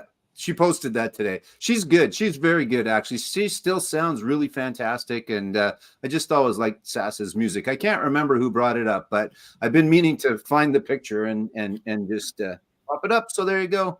There's Sass. I'm surprised anyone other than you or me would know who she is. Yeah, she's awesome. I really like her, actually. Yeah. Yeah. Did Taylor Hawkins also drum for Alanis Morissette for a while? I thought he did. I think he did, yeah. I thought he did. Taylor yeah. was doing a lot of stuff early on, right? Taylor was what, 50-ish, I believe, was he not? So he's been around for a while. So that drummer documentary that he's in was really good. That I forgot the name of it. It was about drumming. It was all drummers. It's a great documentary on Amazon. Yeah. Yeah, I He saw was it. on. remember the I always name show of it. this record and talk really about it. good. But he was on my favorite band, Coheed and Cambria. He was on their one of their records. He played drums on the whole record. This was back in mid 2000s at some point. So Taylor Hawkins was Alanis Morissette's drummer from June 95 to March of 97. So that was the Jagged Little Pill tour. Yeah, there you go. Not a bad tour to be on, Okay. Rob. Yeah, if you're going Right. to be on a tour, yeah. You I showed that saw that Coheed. tour. I saw that tour. You showed that Is Coheed Is there album. an I echo think. in here? There you go, John. I can Google just as fast as you can. Now, Hey, listen, Rob, guys. I I learned. got to get going. I thought about you, Rob, because I got to finish my show. Have a good night, Scott. Hey, It's Scott, great you're being good, you guys. man. I'll see you again. I'll see you on Tuesday. On Tuesday for sure. Please, All right, yeah, guys. brother. please come by. That'd be You're great. good, man. All right. Good luck tomorrow. Take care. Thank you. Thanks. Oh, that's weird. Yeah. Don't like that. Jesus. Sorry, everybody. I was talk about Prague and how it intersects with Rob and his passions. Have you ever heard of Kevin Gilbert? No. So he died very young. I think he died at the age of like 29 or 30. But kind of became a progressive rock sort of icon, quote unquote. But he started kind of cutting his teeth as one of the lead songwriters on Tuesday Night Music Club. Okay. The Sheryl Crow album, yeah. Yeah. So it's just fascinating how those things work, right? Like, one of the main songwriters cut bass, like all those different things, and then like later starts doing all this weird proggy stuff. And so yeah, it was interesting. He came up in a couple of videos I was watching recently, and Yeah, I've never heard of him. yeah, kind of tragic-ish. I mean, it's tragic when anybody dies at 30, but yeah, kind of a tragic story. Died really young, but interesting that he went from a working with Cheryl on that type of stuff to then being like a prog icon sort of thing. John, I see you out there. John, let me know if you want to join me, and I'll send you a link. Got to compete with your stream from last night, man. I know you had Joe up there. Joe is probably a bigger fan of yours than he is mine now. It's like Yeah, that's it. it's just I don't put out like John. It's a whole thing. Are you checking those liner notes there? Yeah, man. So yeah, I mean, you might be able to say more about that all media review about Kevin. Yeah, I don't have any of his stuff, but So he co-wrote Leaving Las Vegas, massive hit. Strong Enough, massive hit. Solidify, the Nana song. No one said it would be. He wrote 3/4 of this album. Good Lord. wow. All I Want to Do. Yeah, he played like bass on that track or something too, right? It doesn't say who played what. Now, going to this comment because Yeah. I mean, someone I need to like get into. Is it Thud? You would know. Is it Thud? All media review, the record he needs to get into, or not he, but the record people need to get into. I mean, he only released like 3 solo albums or so. Kevin Gilbert played drums on the lead track, Run Baby Run. He's one of those guys, right? Well, and this is Cheryl's actual notes where she's talking about the people, and she goes, Kevin Gilbert, like Bill, who's the person she previously mentioned, Kevin can play everything, but most notably is his groovy drumming on Run Baby Run. Look at that. Who knew? Who But knew? I didn't even know who he yeah, was. God, because what year did that come out, Rob? This was 93. Yeah, so I mean, I think he died 6 or 7 years later. Wow. Kind of. Okay, it That's is 30 tragic. years old already. Holy shit. Yeah. Yeah, I mean, very tragic. But I think the official. So he died when he was 30, and of course, the authorities found him with a noose. But then later found out it was like one of those like autoerotic asphyxiation. Autoerotic asphyxiation. Michael Hutchins. Oh type wait, thing. he did die in 96. Oh, not even. Wow. Yeah, 29. And not to say that, Matt, right? I don't mean to. I'm not making a joke about it. It's just one of those things of like, I mean, it's tragic, right? But like, and who really knows, right? That was the cause of death, but also it's like, who really knows? It's not like it's uncommon for people to, unfortunately, hang themselves at that age, right? But okay, that is, and yeah, thanks for providing that education. I don't know. I just heard about him a bunch of times, but know nothing about him. Dan, yeah. So Lightning Crashes was huge, and the Dolphins Cry was huge. What was it? Throwing Copper? Throwing Copper was a big freaking record. Up there in Canada too, yeah? Oh yeah. Oh yeah. Yeah. Big time. I actually saw the lead singer again, whose name escapes me at the moment. Just did all of Throwing Copper live acoustic by himself. Every once in a while he had a guy on drums, like in the picture behind him or whatever, would kind of come in. But it was really, really good. I've also seen him do a full live show. But yeah, it was very cool. Like that's probably 5-6 years ago. Great point, Joe. This question that bothered me forever. It is live. They go by live, not live. I always say live. Yeah. The same way it's Neil Peart. It is Peart, not Pert. It is Neil Peart. Who's that? I don't know who you're talking about. Right, exactly. He's from up there in Saskatoon. You wouldn't know about it, would you, Joe? He's from Saskatoon. Yeah, he's too far away from me. I was saying I haven't heard cover Kashmir even. Yeah, I mean that's the thing. But also, like, I know this stuff is very like hard to find. I got to get into it. I just got to go down the rabbit hole, man. That's it. So, John, I invited you up here, and you said go fuck yourself. Is what you're saying? All right, cool. That's fine. I get it. Been there. God, you know what's funny though, Rob? I don't know why. This is just a personal thing. I never connected strong enough. I heard that song a million times, but I felt like I never heard that in the same era that I heard everything else from that album. Right. And so I just assumed it was from like a later album. Yeah, I mean, well, maybe you heard it when her greatest hits came out in the aughts, I guess. Yeah, that's real. I just got her greatest hits on CD given to me by a buddy. Nice. I actually have CDs. I could show you guys CDs. It's crazy.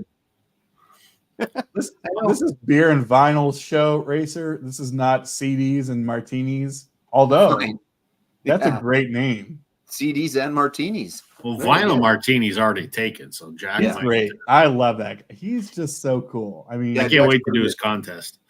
Yeah, I like Jack. Yeah. Joe, is he in BC, Joe?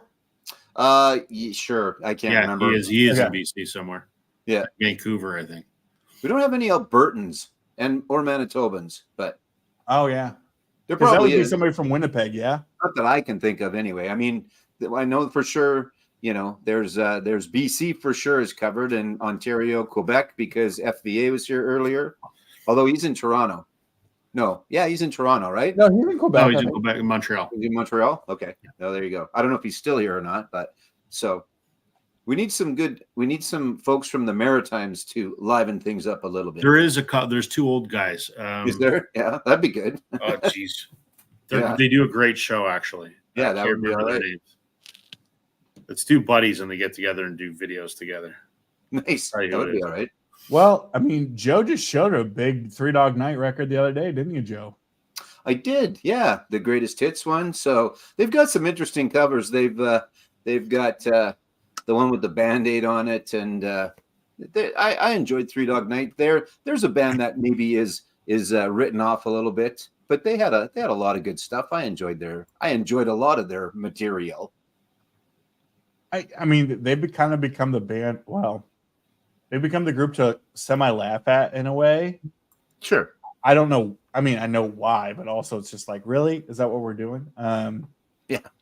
So, yeah, it's just interesting. Joe, I don't know if you're here. I want to know, you know this record? No, never seen it before. Okay. Yes. Well, I was actually I was That in a was one store of the, today. I was trying to things. find the box set because I don't have For Unlawful Carnal Knowledge, and I don't have Balance. I've got the other two. I wanted to get the Sammy Hagar Years box set, but they didn't have it. So anyway, go ahead. Sorry to interrupt. Rob, you Quickly, got them? the two guys from Eastern Canada, it's called This Sonic Obsession. Okay, I'll look it up because that'd be good. But Somewhere yeah, in the Maritimes, I don't know where. was that divisive? Is that why? Because Sammy joined? Is that why that came up? Yeah, that was one of the examples I showed was, 5150, but specifically, obviously, kind of the Van Hagar era. And I didn't know if you were a Van Halen fan or Yeah. were into that kind of stuff or what your thoughts were on it.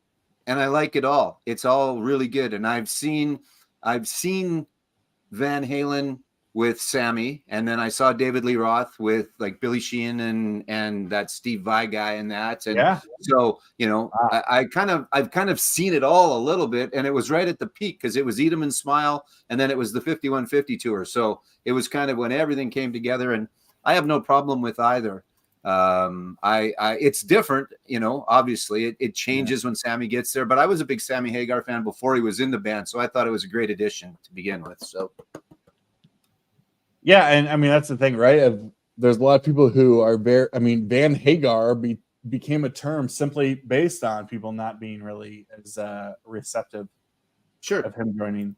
I love this stuff, right? I mean, let me rephrase that. I said this on the stream, on Rob's stream, but like I'm a big Sammy Hagar fan. Mhm. I love 5150. OUA12, I like it. I don't love it, but to me that's more about the time of the timing than the actual artist, right? Like sure, it was late 80s. That's what everybody was doing, right? yeah. Well, everybody started giving Eddie grief for all the keyboards, but there was lots and lots and lots of keyboards on 1984, and everybody loved 1984. It just anyway. Yep. Well, and that was the comparison I made. Joe was like, musically, take the vocalists out of it, but musically, is there really that much of a difference between these two? Not really. No. People started losing their mind when Eddie started playing keyboards, right? Like Jump as a song would have never been able to happen on their debut or on Fair Warning or any of that kind of stuff, right? So It's like, it is what it is. That's right. Yeah, I'm like I said, I'm a fan of from the start to the end.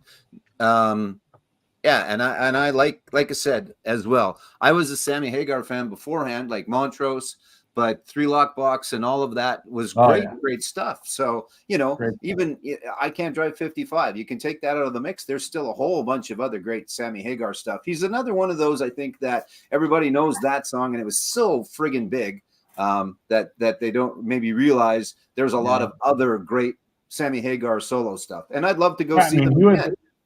Like with Satriani playing guitar. A huge star. Sammy was a huge star before he joined. I mean, yeah. But to get out and see him now too, because it's Satriani's playing with them, and they're doing a little bit of everything. I think it'd be a great show. Yep. Elliot, what's up, man? Good to see you, Elliot. Let me know if you want to jump up here, man. We always love to hear from Lazy Dogs Records. Speaking of jumping, it's getting late, and I've had a long day, so I'm gonna say good evening for the evening. All right, Rob. Thanks, good brother. To see you again, my friend. Take care. We'll Take talk to you over the weekend. Okay? Absolutely. All right. Thanks. Good night, everybody. Good, man. Good night. Yeah, I mean, that's the thing is, you look back, Sammy had a number of these solo hits, but he goes back to 73 with that I said this before, that Montrose debut from 73 is one of the best hard rock albums of the 70s. Yeah. Just smoking all the time.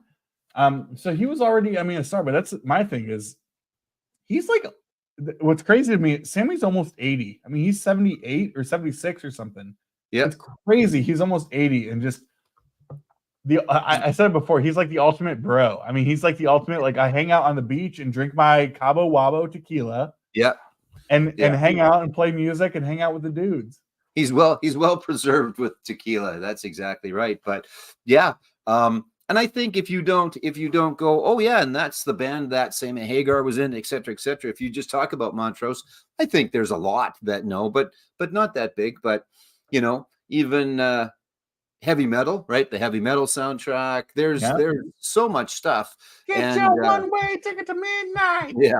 Yeah, such a good movie. Although, I mean, I think it still holds up. I watched it about a month or two ago, and it still holds up. It's still pretty good. It's not the same as when I saw it stoned in the back of my buddy's truck at the drive-in whenever it came out. But it still holds up. It's never going to be the same as stoned in my buddy's truck at the drive-in.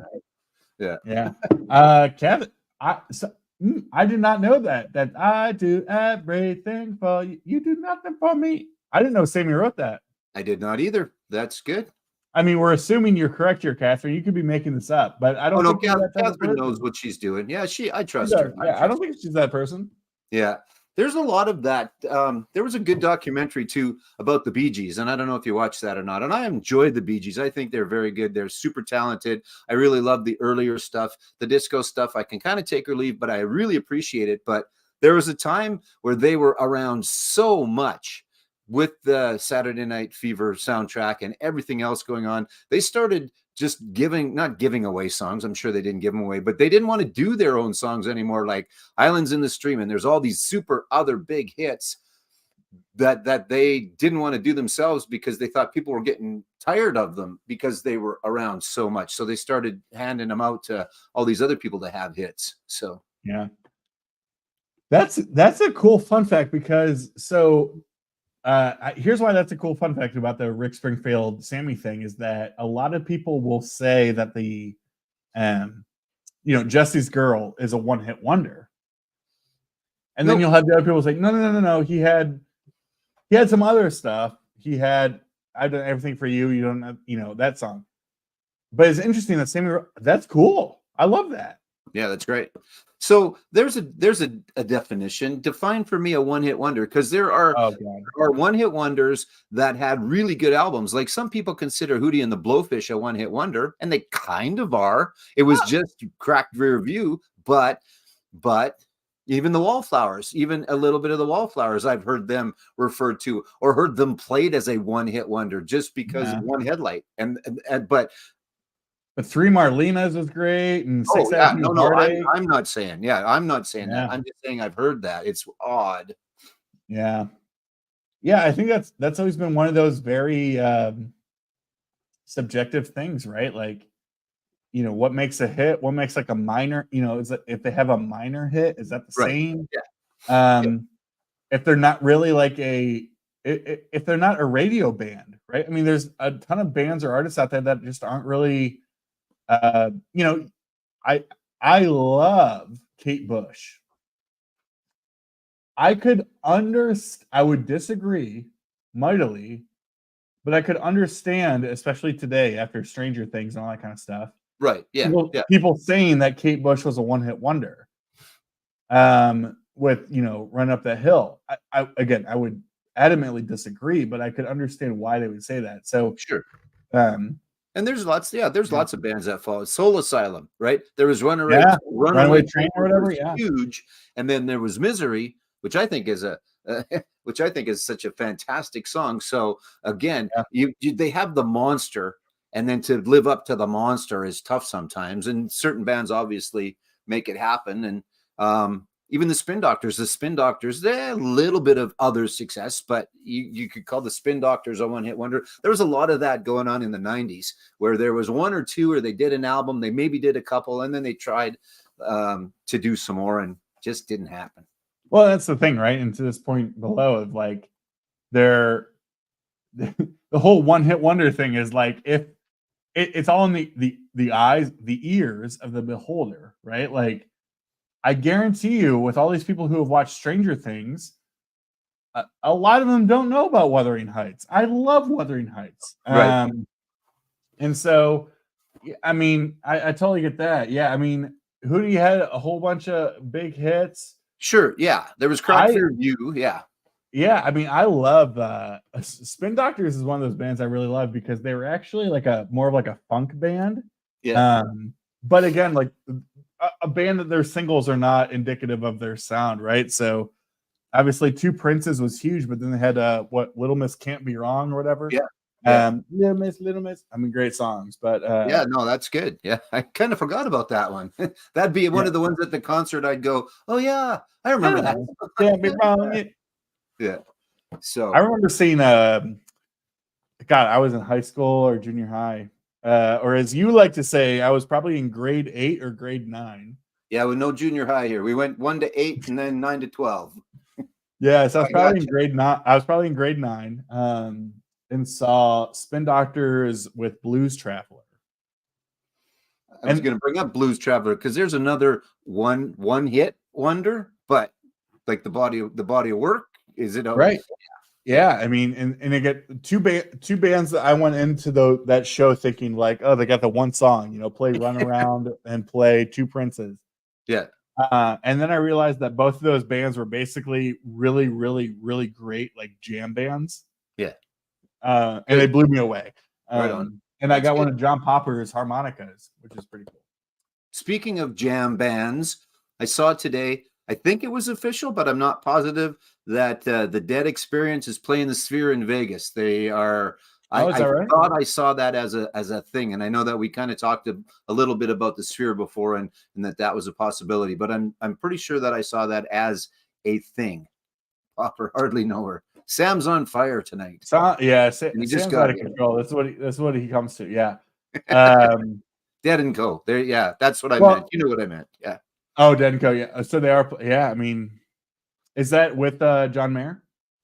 All I saw was kind of headline-ish or whatever that they were going to play. So and then a bunch of people going, but they said they were done playing. They weren't going to play anymore. No. Who has ever actually done that? I don't know. Is there in your vast knowledge, is there any band that went, okay, we're done, and then they were done? I don't know of any. The Beatles. Sure. Okay. There you go. And I've never heard of them. But yeah. Yeah. Okay. Fine. No, you're right. Yeah. So yeah, I mean, I know John Mayer's been doing it. Yeah, that's good. He's great. But I mean, even then, right? It's like I love John Mayer and he's perfect for that group, but it's like I'm sure you have a ton of Grateful Dead fans who are like, it's no Dead without Jerry, right? Like, yeah. Oh, sure. Well, yeah. I talked about I'd love to go and see Sammy and those guys. And if they're playing Van Halen songs, is it the same? Steve, what's his name? Not Steve Stevens. Steve Vai not Steve Vai either. Joe Satriani can play a pretty decent guitar. Is he Eddie Van Halen? No. Is he equally as good? Yeah, I think so, but different. But they're different, yeah. Yeah. Talk amongst yourselves for a second. Oh, wait, you are amongst yourself. Oh no, now what will I do? I'll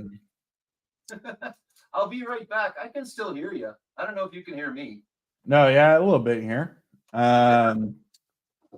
Totally, Elliot. You're right. That's a great point. Yeah, I guess the Talking Heads really never did come together, right? No, that's right. There you go, Catherine. Oh, there you go. I just got a cleaner copy of this today. There's his autograph. He just signs it out of print. That's how he signs his autograph. He says out of print. I'm just kidding. No, I agree.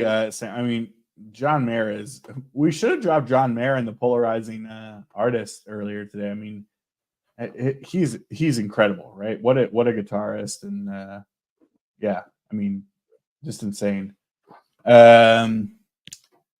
Yeah, correct. Yeah, Kiss has been doing this forever, or even worse. Well, maybe worse. Motley Crue signed a contract.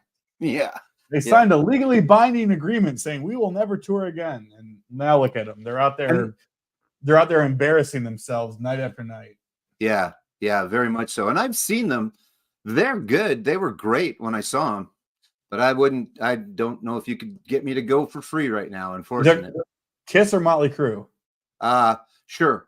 Motley Crue specifically. Yeah. Okay. Yeah. What was that? The Police did do a comeback for a little while, right? The Police had a quick reunion tour, did they not? I don't know. Did they? I mean, I feel like they would have. But... It's a while ago now, but I thought they did something. Yeah. John, be good, brother. Good to see you, man. Thanks for stopping John. by. Yeah, come by on Tuesday, please. Yeah. Love to have you on. Yeah. Yeah. I mean, who was another one, right? Like, Yeah. and yeah, I mean, You're right, though. There have been some where it's just they're done. But someone even said that the farewell or the final tour came through twice in the same year or whatever for Elton John. And I'm not disparaging him, but I can't remember who it was that brought up the point that this is my final tour and I'm not playing any of your cities anymore. And then it came through twice. But yeah, and I guess my thing is like with somebody like Elton, right? Like, Elton sells out damn near everywhere he goes. yeah, Like for sure. everywhere. And so like for me, I'm like, you don't need to do the goodbye yellow, you don't need to do that. Now, there are some bands that you could argue like probably do need to say like, look guys, this is our last hurrah, because that will make people come out. But I'm also like, most of these artists who are doing, like, everybody's going to go see Kiss all the time, no matter what. Yeah. But they're also the marketing. I mean, they're the corporate sort of geniuses, right? Like, I mean, the joke is with Kiss is they have Paul Stanley and Gene Simmons have their own rum. Yeah. They don't even drink. Yeah. Well, Sam brought it up last night. Like Simmons is already doing stuff with somebody else. Like Gene will just go out and try and take more of everybody's money as much as he possibly can, because that's just been the motivation for him for forever, and it will continue to be for forever. So, and I'm sure on top of that, he enjoys playing still, and he was still getting her done when I saw him a couple 3-4 months ago. So why not? Yeah. I mean, why not? Yeah, I mean, I get it, but I also don't. It's just the whole thing, right? Like,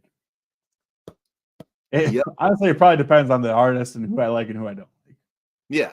So, how about yourself? What's new with you? Have you got another of your shows planned? Not show, series. Should we call it series? I know, like I said, I know we've talked about it before, and I think everybody here, but maybe not. The one that you did with your buddy was very, very good, and I look forward to future ones. So, have you got some more planned coming up? Yeah. Have my next guest planned. I think we're recording next week.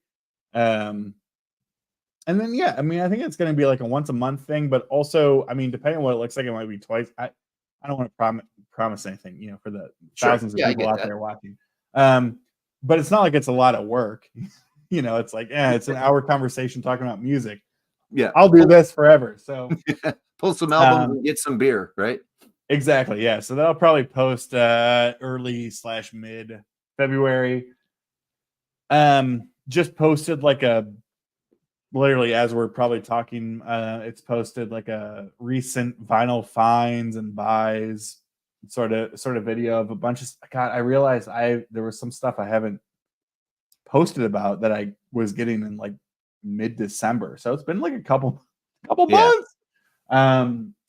And I know it's not the most original thing in the world, but yeah, but you know what? I watch those. I like watching those because I watch those for two reasons: to find new stuff and to go, "Hey, I got that." Oh, I don't have. Yeah, that's where it started. That's what it started for me. Watching Dylan talk about records that I don't have. That's where it started. So yeah, it's a great point. Like I think ultimately, like people love. I love too. I love watching people showing and talking about records. Like, I mean, half the time I don't really care what they are. No, I mean, I do. Yeah, but, I know what you mean. Yeah, I get even it. if it's not something I'm into, like I love the idea of someone being, okay, Joe, gonna throw this at you. I brought this up for my divisive. Really? See, I don't know if I've ever heard anybody say negative about not just that album, but Dire Straits. But I guess it depends on the circles that you're in, I suppose, right? I mean, that's the other part of it too. So, but my point with it that I talked about is that this was their biggest seller. I mean, this thing sold a bazillion records. I mean, everywhere, right? Right. But it does sort of lead into this idea of like, at this time, because in like the mid 60s, if you wanted a song, you could go buy the song. Right. You could go buy the 45. Yeah. But in the, mid to late 80s, really, it was like if you wanted a song, you went and bought the album. And I think this is a record that sold a bazillion records because of the 2 songs that are on it. Right. So is that its divisiveness? That's not a word. Because it was so big, because we all heard Money for Nothing a billion times. We all saw the video because it was a cool video. It was the start of MTV. It was that, like, that album. The rest is so good, and I like the songs. I mean, I just love that album, period. So for me to consider that, but I think that may have something to do with it a little bit too. That if an album gets too big, people just start to write it off because it's too big. Maybe, I don't know. No, that's a great point. And that's why I bring it up, right? Of like, I don't, so this is I love Dire Straits. Yeah. And that is my least favorite Dire Straits record. Really? Well, there you go. not to say that I dislike it. Right. I do think that a lot of it was carried by the singles. Mm-hmm. And that, sure. The quote unquote deep cuts are not, whatever. But yeah, I mean, but that's the point. That's the point of the whole divisiveness thing of like, it's not to say it's good or bad. It's just to say that I think a lot of people who, grew up on Sultans of Swing and on Telegraph Road and, and Communique and all that kind of stuff, a lot of them probably heard, Walk of Life, and they're like, yeah, sure. What now? Well, it's like Eddie putting keyboards on a bunch of music. Right. It's the same thing. We're so used to this, and then they shift, and they still are phenomenal at the shift, but it's the shift. So what's the favorite? Making Movies? Yeah, I do like that record still, but a lot of that, it's like, well, because Love Over Gold was after that, right? Love Over Gold was after Brothers in Arms, wasn't it? No, it was before Brothers in Arms. I think Love Over Gold was after. So Love Over Gold's my favorite. Okay. A lot of that does ride out. And so, Telegraph Road is like they're epic, right? That's like it's like their Prague song, right? Sure. Yeah, that's right. I think Making Movies was before that, and then Communique, and then Self-Titled, obviously. Yeah, I believe that's the right order. Yeah. Yeah, so who knows? But it's just interesting too, because it's like they don't even have, like, I was looking at like their drummer on Brothers in Arms, the only drum part he has on that record is the intro to Money for Nothing. Yeah. He's not on any other drums on the whole record. And that's not to say it's a good or a bad thing. I think it just represents a change in the band. Sure. And in the art in general, right? Yeah. No, that's fair. That's fair. Yeah. But yeah, I mean, you make a great point that you talk about, like, I love that record. I love the songs on there, right? I mean, that's the whole point, is like not to convince other people. Like, I'm not trying to convince people, but I'm saying, like, I think for a lot of people that was polarizing because it sold a bazillion records. But I think a lot of old school Dire Straits fans were like, whoa, like, that's not my band, right? Yeah. And then Twistin' by the Pool. Then what happened with Twistin' by the Pool, right? So, right. But, yeah. It was good, though.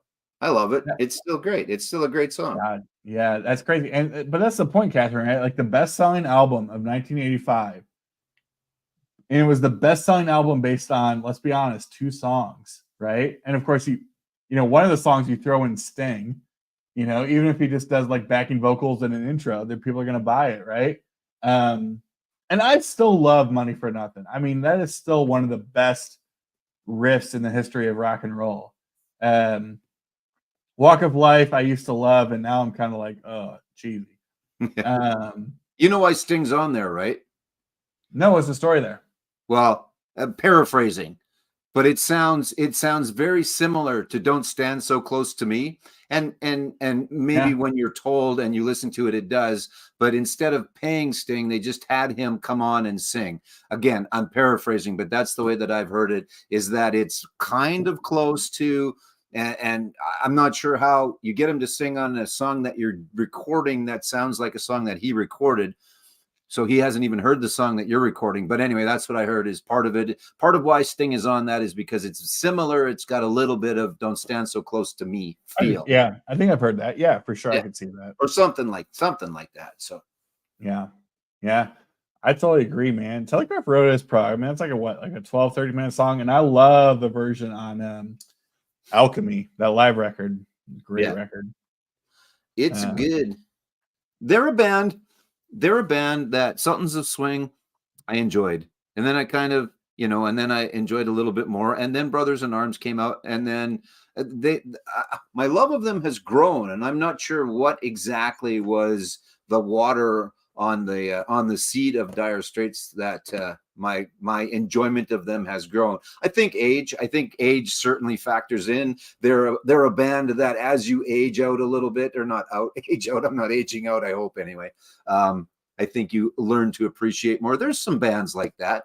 There's lots of bands where, obviously I thought they were fantastic at the time, and I age and I dislike them, or not dislike them, but I discount them a little bit. But there's a lot of bands where I had discounted them, and it's nice to come back around to them. And we've had that bit of a discussion before too, right? Where Frank Sinatra wouldn't have caught me dead listening to a Frank Sinatra when I was 20, but now that I'm pushing 60, I'll throw on Frank Sinatra every once in a while, or more than every once in a while. And it's always a great late night one. It's always the one, I'm going to listen to one more album and go to bed. And that's always a good one. I've got a couple of those, and actually Dire Straits is one of those too. So.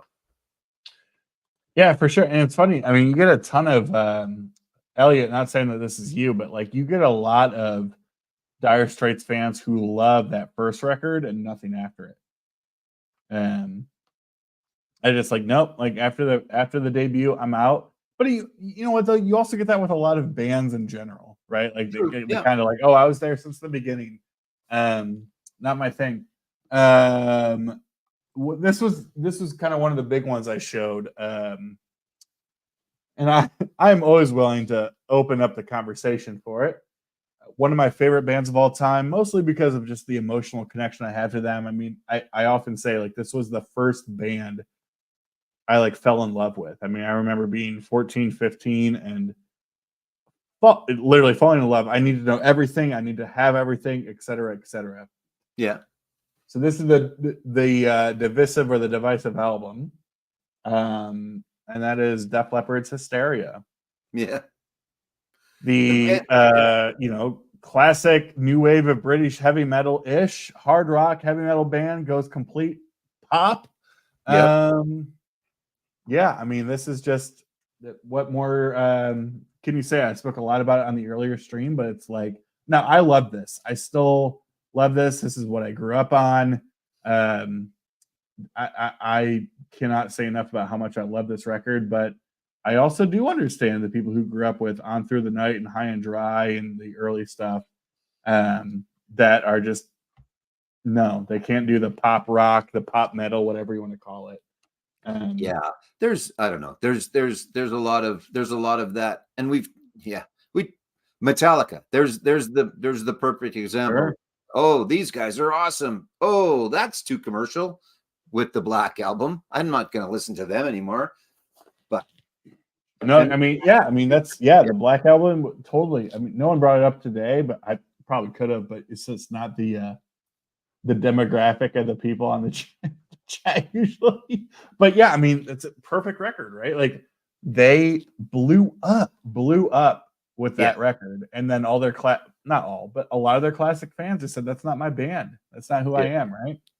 It changed. Yeah, exactly. So I'm trying to pay attention to some of the comments in here. Dan's always got good stuff, and I try and pay attention. I'm always listening to you, of course, but I'm trying to pay attention. Where's the Mark Knopfler, Chet Atkins? That was good. Yeah, just a couple of guys on guitar. That's never a bad thing, right? So yep. And then Elliot's got Mark Knopfler's solo work. He did a couple of soundtracks, I think, right? There was a Local Hero? I can't remember. Hero, yeah. I think Local Hero was one. So yeah.